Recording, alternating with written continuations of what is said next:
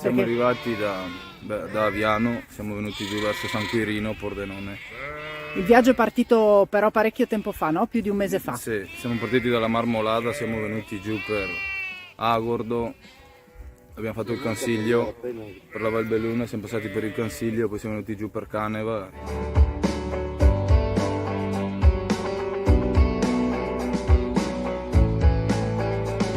Adesso ci fermiamo un po' qui attorno, dove siamo sempre passati, qui passava mio padre e mio nonno, ancora poi andiamo a svernare verso provincia di Udine.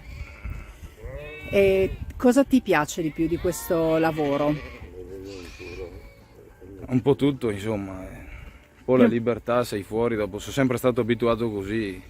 Mi dicevi che è quasi una malattia questo lavoro. Sì, è come, perché? è come ti mancasse un braccio, una gamba, non lo so. È un po' tutto, gli animali, sei sempre insieme, un po' tutto, insomma, ecco. Sarebbe lunga un po' da spiegare. Tu hai anche una famiglia, quando la vedi? I tuoi figli? Ogni tanto, magari qualche volta che ce la facciamo, una volta ogni 15 giorni, una volta al mese, così. O vado su io o viene giù la famiglia a trovarmi quando c'è il tempo, insomma, è che è sempre troppo poco.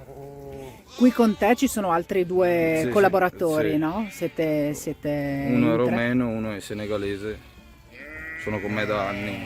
È difficile anche trovare persone che vogliono fare il Sì, tuo lavoro adesso come adesso è quasi impossibile. per il tempo, per la fatica, Sì, la difficoltà.